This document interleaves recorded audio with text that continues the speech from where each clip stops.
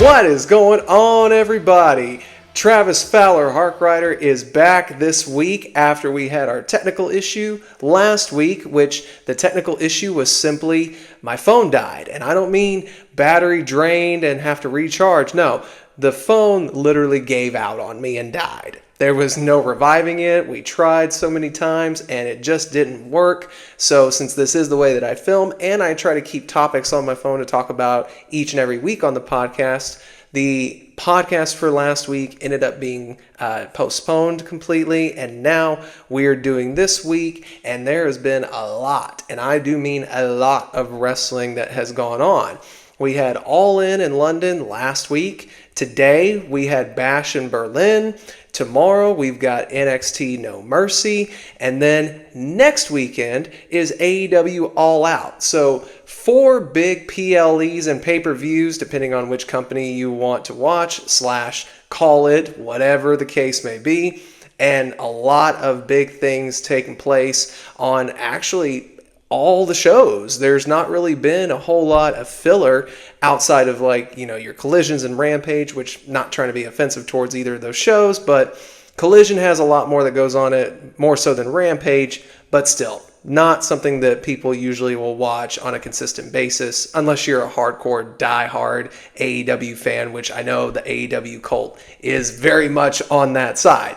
So let's go ahead and get right into it and talk about All In last week. Got to watch the show about 2 days after it took place, and it was okay overall. I can't say that it was something that I would go back and choose to rewatch just because there were some matches on that card that just really, they didn't do anything for me.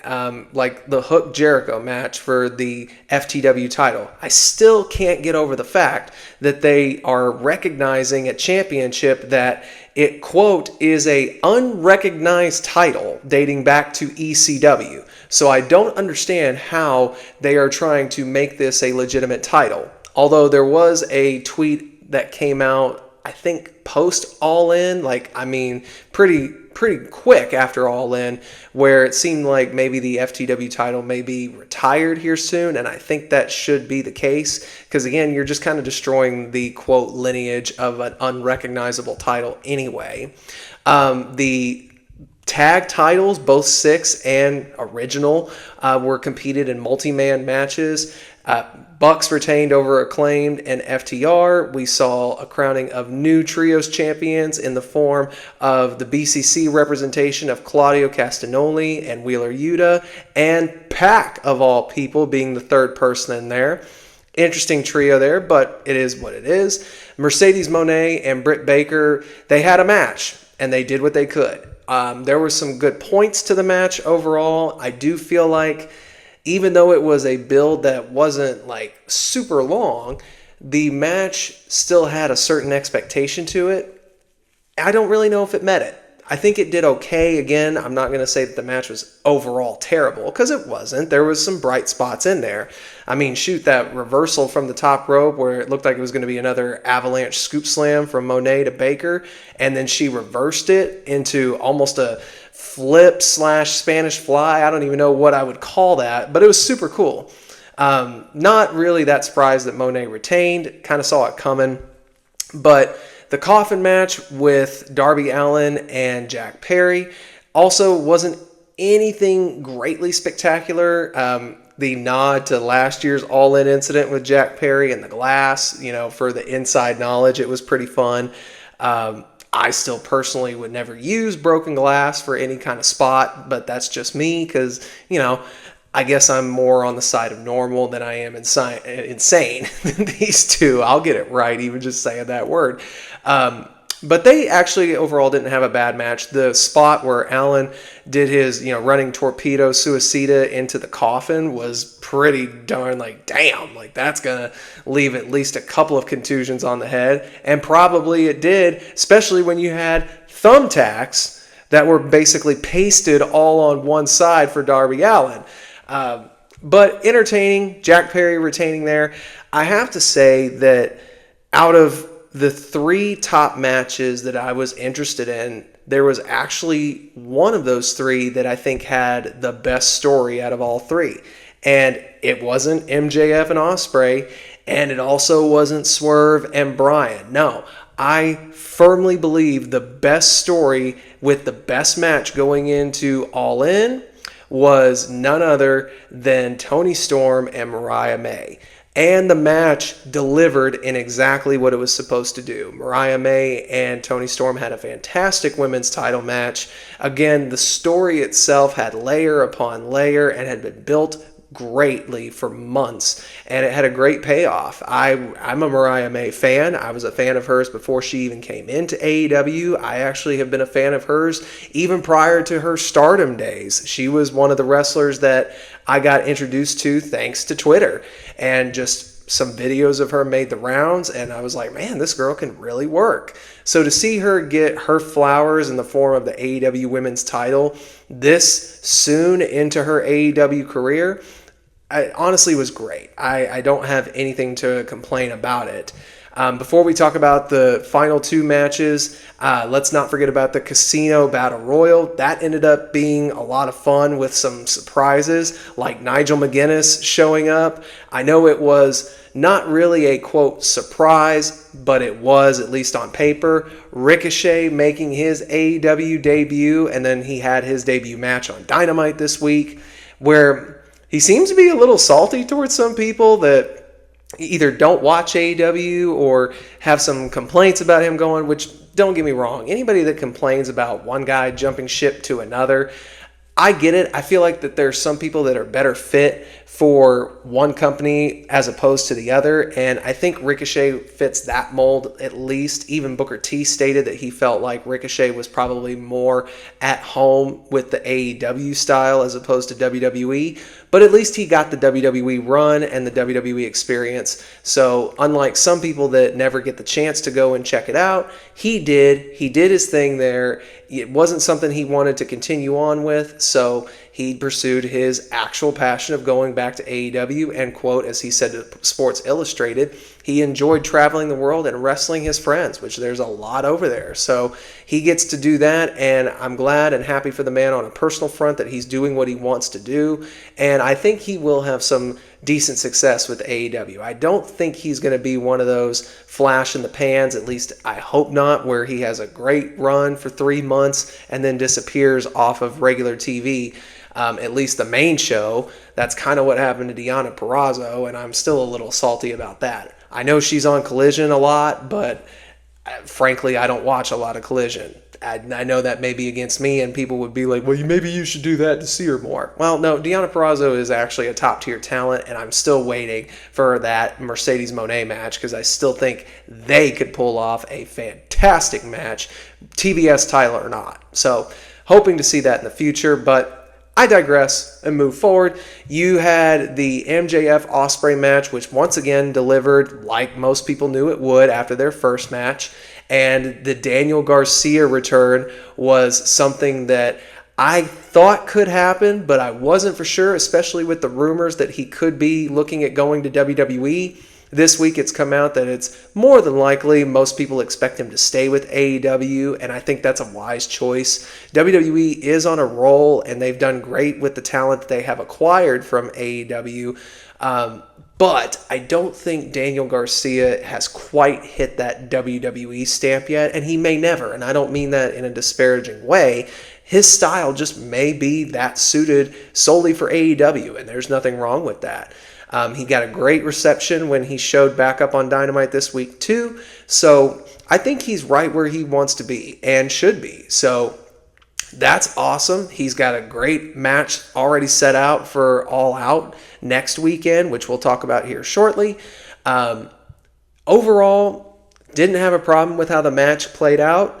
I'm glad, honestly, that Ospreay got the now back to international title. I really wasn't feeling the whole American gimmick. You know, it's kind of one of those things where I feel like they've played it out enough. So I'm perfectly okay with Ospreay and MJF pulling out the match they did. Ospreay's Assassin's Creed tribute entrance was insanely good. I really think Ospreay should be looked at as the face of AEW, even though the AEW champion should really be that face, and we'll talk about that man momentarily. honestly, the more I watch him, not even for his athletic ability, which is honestly, I think, at another level, the character work that he has been doing with his promos, his mic abilities are great. Like I can understand if there was indeed some disappointment from WWE not getting him, because I feel like if he would have gone to WWE, he could be doing just as good and potentially better had he gone there. But we don't need to know about that. We don't need to play the what if game. He made the choice he did. He's happy with it, and he's having great success already. So yeah, Ospreay, great choice with AEW, great matches with MJF, great matches with just about anybody he's been with, and he's your international champion and has a great matchup lined up also for All Out. Again, talk about it in a minute. Can't wait to see it, because I personally think it's going to be freaking epic. But the main event between Swerve and Bryan Danielson was absolutely superb. Had zero issues with the way it went. I was very surprised that Bryan actually won the title. I didn't expect that. I figured Swerve would actually beat Bryan and he'd be the one to end Daniel Bryan's career, since it was title versus career. That has now led to Bryan becoming the AEW champion and takes us to All Out again, where it looks like he's already got his challenger, and it might be a situation where we have a double champion at the end of All Out. We shall see. And again, we'll talk about All Out here in just a little bit.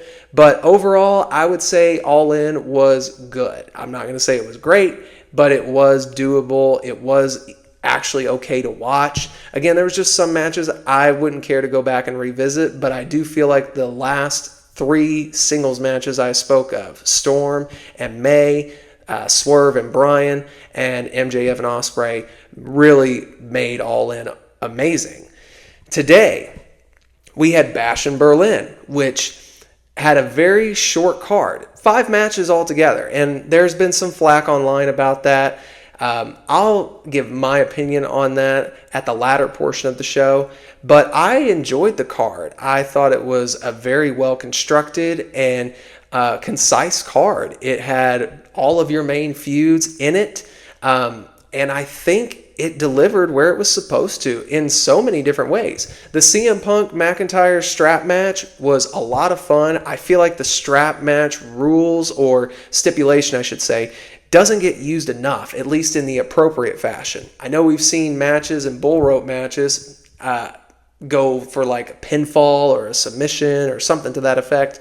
I like the touching of the top 4 turnbuckle covers. I think that is amazing. It's a great storytelling element when done correctly. See the match that we saw today with Punk and McIntyre. Go revisit Eddie Guerrero and JBL from Great American Bash 04. That's actually a favorite of mine. I enjoy watching that match, and it had a great ending to it, despite what some people would complain was a freaking technicality ending. That's what made it so good, was that it was a technicality ending.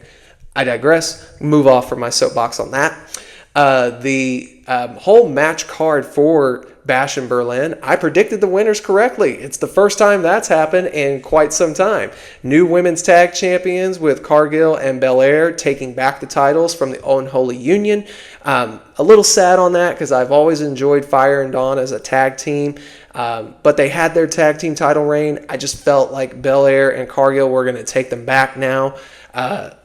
And it happened. So that was the first success. You move on to the Twin Terrors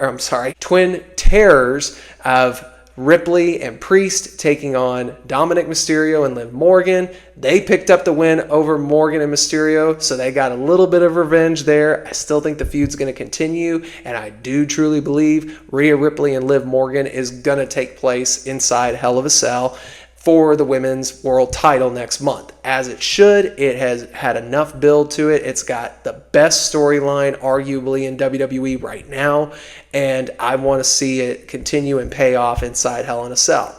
The 2 world title matches, Cody Rhodes, Kevin Owens, they opened the show and had a stellar WWE title match. Very well done by both men. The story was very simple of Kevin Owens. Could he actually find that very inner prize fighter. And I'm talking about the one that took out his best friend on his first night in NXT. Could he do it? Could he pull the trigger when it mattered?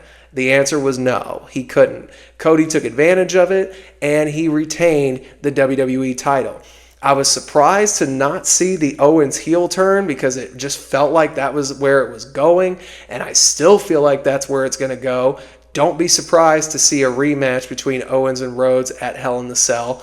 I feel like we could see something even happen as soon as this week's SmackDown, but only time will tell on that.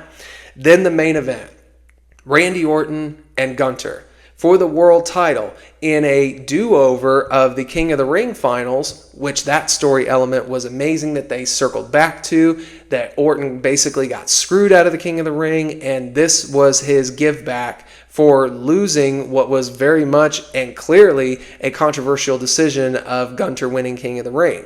They had an amazing match, very well done by the veteran in Randy Orton and the guy who, in my opinion, could be looked at as a top-tier final boss now. It is hard to argue that Gunther isn't the perfect wrestler right now. He's got the size, he's got the moveset, he is believable in every way. His character has basically no flaw to it at all. He is, I would say, you could make an argument. Some would say Will Ospreay is the best right now. It's hard to even argue with potentially even Bryan Danielson being the best right now. Gunther gives them both a run for their money. So I don't know. I think you've got three top-tier talents in Ospreay, Danielson, and Gunther, all carrying the professional wrestling load right now, and they all have kept their shows interesting. So props to WWE for having a stellar Bash in Berlin today. Very fun and entertaining card, an easy watch. I would say that also gets a good, potentially even great label to it. Only because some would say that the card was too short. Again, I'll give my opinion on length of cards near the end of the show, but it was an easy watch, which to me is a number one rule. A pay-per-view should always be easy to watch, a PLE, whatever you want to call it, and it was. It was absolutely fun to watch and get through on a day like this where I was kind of trapped inside thanks to some rainfall. So it was fun to just get to sit down and watch a little bit of the pay-per-view. Of course, my daughter was with me and I got to play with her a little bit in between. So it was a good day, and it was cool to have that on in the background and catch the matches that I did fully, as opposed to some I only got bits and pieces, but from what I saw, also good overall. Now, let's preview the next two shows. No Mercy is tomorrow. We're recording this Saturday night, so Sunday is No Mercy, and this will drop on Monday. So predictions for that, I'll say for tomorrow, but I'll just give the quick preview of the card because I think the card is actually, again, a very stellar card. 6 matches, and they all have a level of importance to them. You've got the NXT North American Women's title match with Wendy Chu and Kalani Jordan.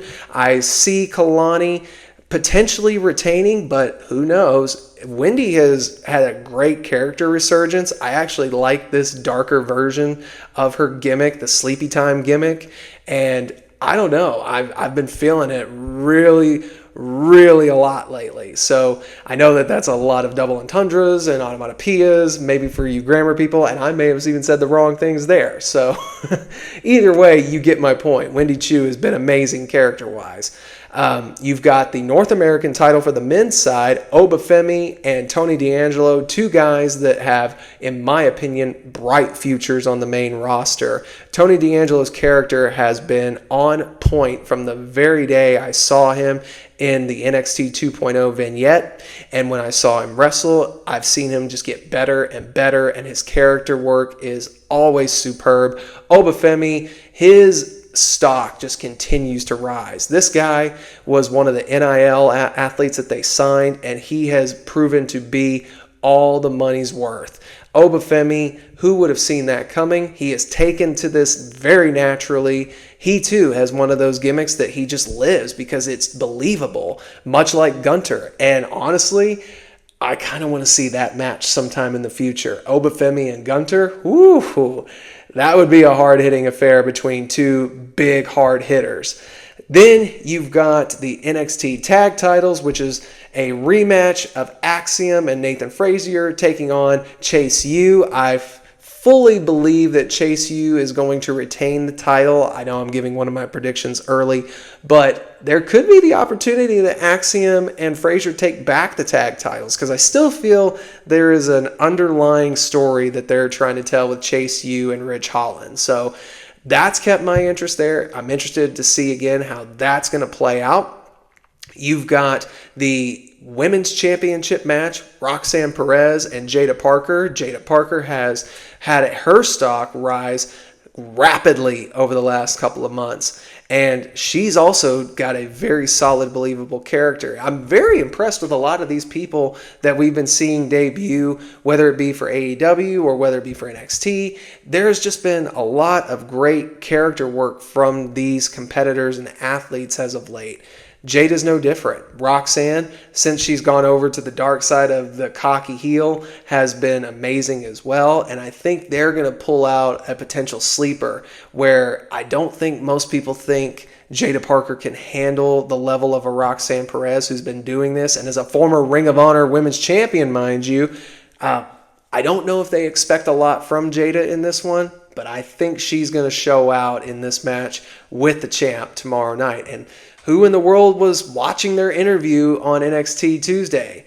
I can't wait to find out. I think we'll get our answer after that match concludes. Then the two big matches that I'm interested in, Zachary Wentz taking on Wes Lee in a battle of the Rascals, which one of them just became the X Division champion last night at TNA's Emergence. That's right. Zachary Wentz is going into this match as the X Division champion.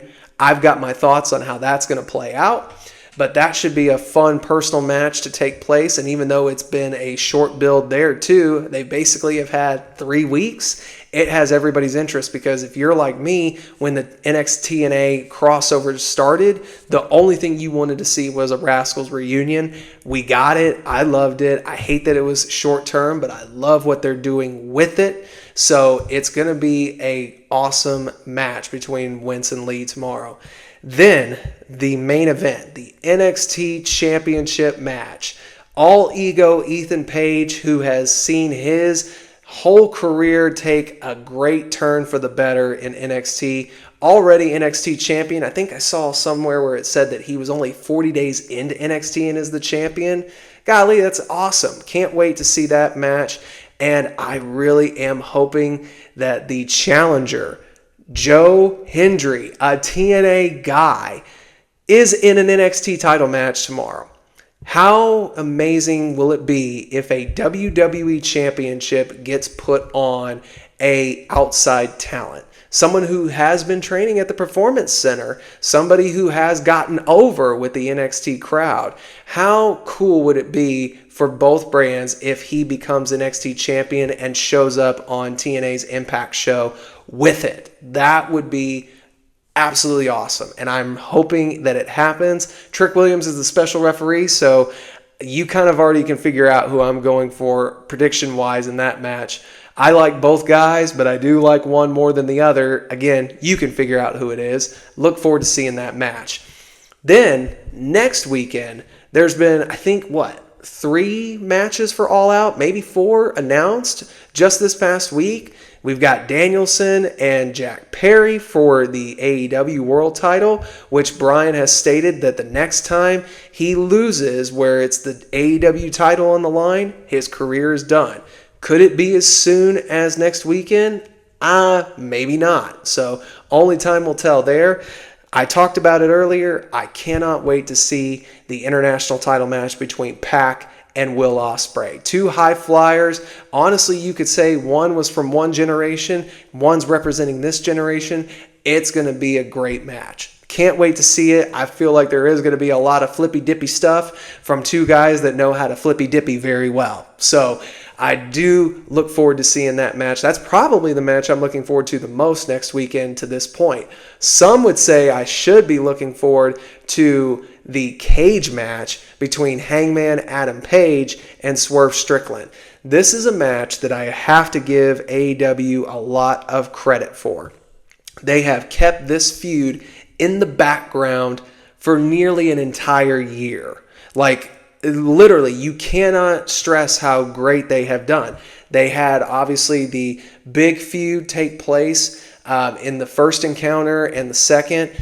They then backburnered it for a while to let Swerve become champion, but you always had that little notion of Hangman's coming back soon. He's going to be lurking around the corner. And the first thing he put out when he came back to regular TV was, I'm looking for Swerve. I'm still going to take everything from Swerve. So they kept that feud always just simmering, and now we have reached the potential boiling point in the steel cage next weekend.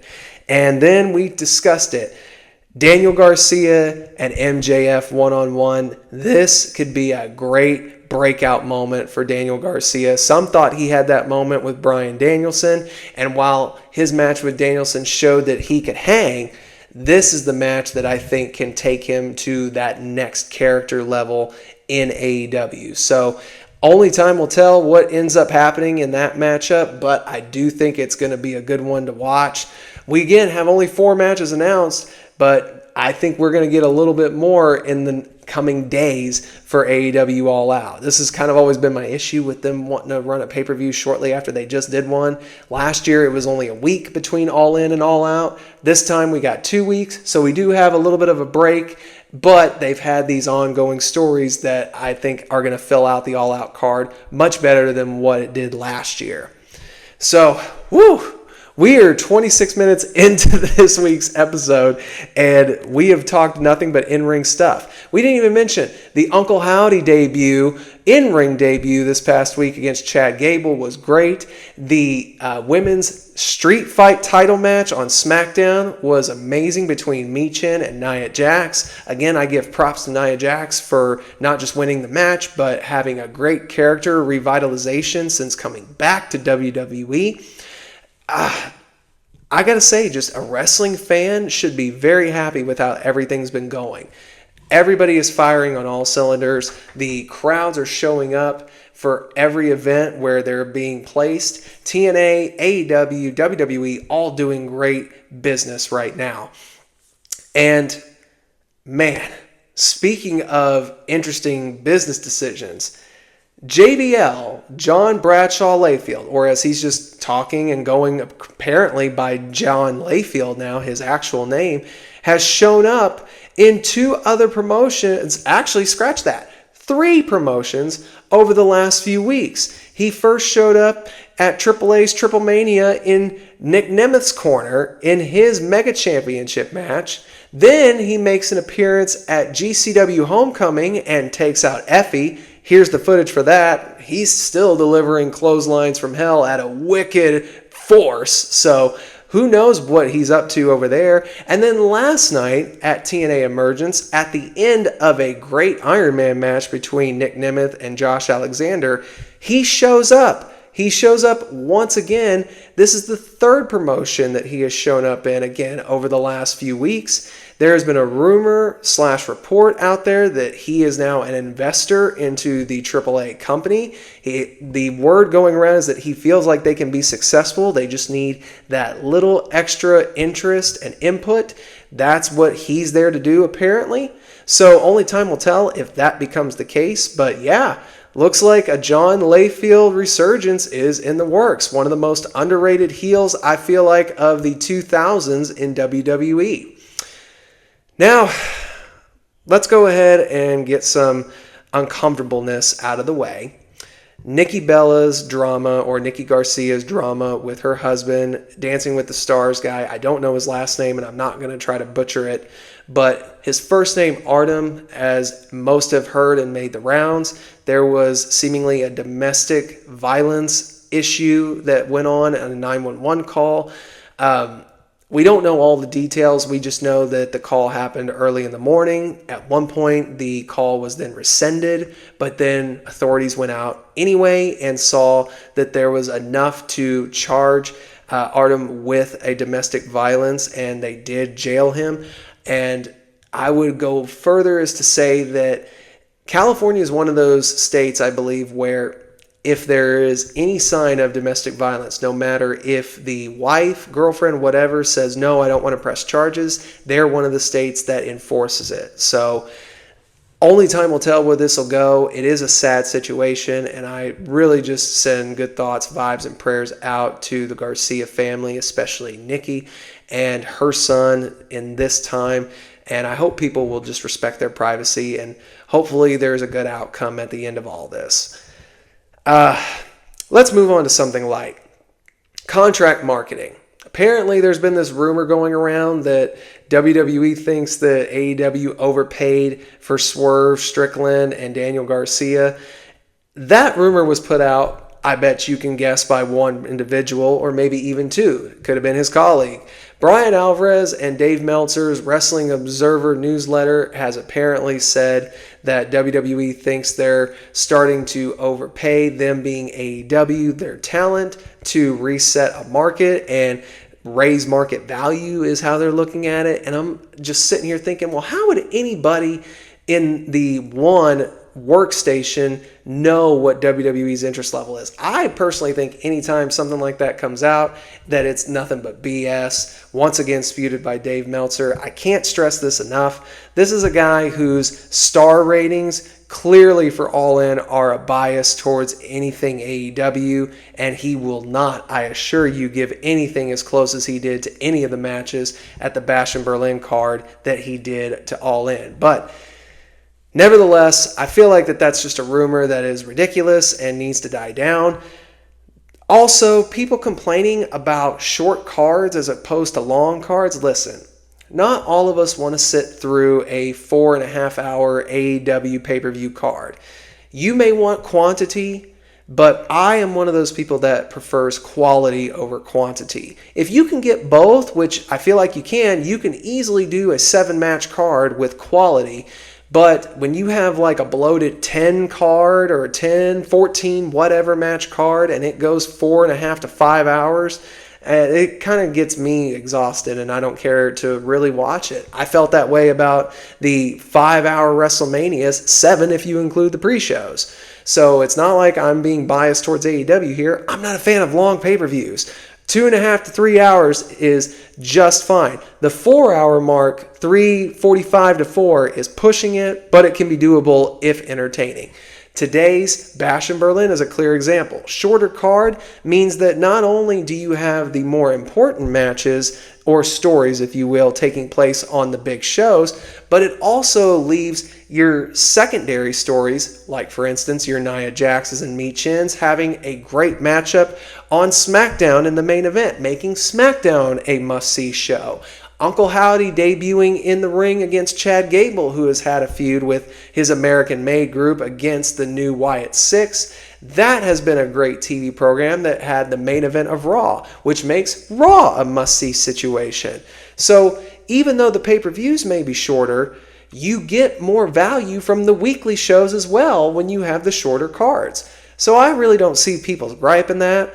That's just my personal view. I think people should just enjoy the fact that you have so much wrestling to consume, and you can pick and choose what you want to watch. If you prefer AEW's high-flying and non-story driven, for the most part, style of professional wrestling, the more athletic and more sports-like orientation, I don't hate it. I actually do enjoy it, but it's just not what I prefer overall. You can watch them though. If you prefer more drama in your wrestling and more character work and story-based wrestling, WWE is your fix. That personally is what I prefer, which is interesting because I grew up as a WCW fan. And WCW was similar to AEW in the fact that they presented it more in the sports fashion than they did a story fashion. But as I've gotten older, I've understood, especially being inside the wrestling ring and being trained a little bit in the in-ring professional wrestling style, I know what you're supposed to do in that. And I think that's what I prefer in my overall wrestling presentation. So I enjoy AEW for what they are. I just enjoy WWE a little bit more because it's my style. Nothing wrong with that. Now, 2 more topics to talk about, and then we'll jet out of here for the day. The WWE PC reportedly moving to Las Vegas was a rumor that came out. WrestleVotes, who has always been a great source for, I won't even say spoilers, but for having good backstage news, broke this news earlier this week when the UFC Apex announced an expansion of its training facility and presentation center.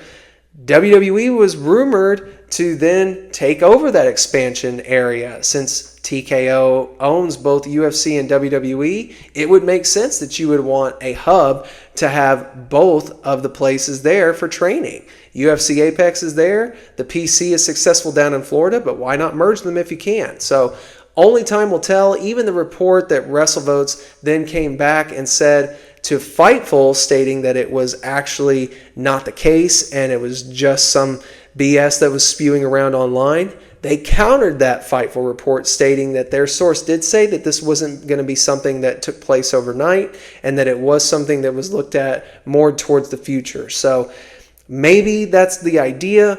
Again, only time will tell if they do end up moving out to the UFC Apex area in Las Vegas.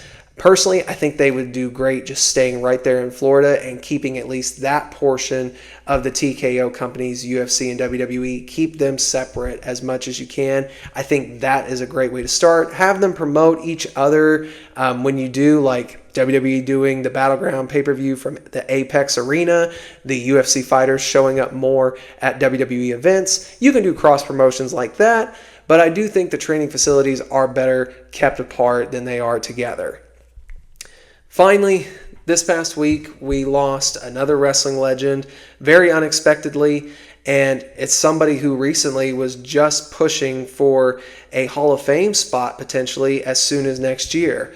I'm talking about the man who was last name of Vicious. He's been by Sycho. He's even gone by Justice. Simply put, though, Sid unfortunately passed away this week, and man, I can remember watching Psycho Sid and Shawn Michaels go at each other. That was the first time I was introduced to Sid, and I just thought he was a ruthless giant when he took on HBK at Survivor Series 96. That was my first introduction to Psycho Sid, and man, he was a force to be reckoned with. I was a fan of his when he came back to WCW as Macho Man's Heavy for a while. Sid Vicious returned, and he definitely proved that, especially in his match with Goldberg from Halloween Havoc 99. That was one of the most entertaining matches in WCW 1999 and overall its dying days. So it is also unfortunate because I did have a great pleasure of meeting him in person at an event where I was working as a commentator and a bellkeeper at the time. And he couldn't have been nicer. He sat and told stories. I got to shake his hand, take a picture with him, as you'll see here momentarily. And he just was so humble, was so down to earth. And I pray for his family, wish nothing but the best and good vibes for them in their time of loss and mourning.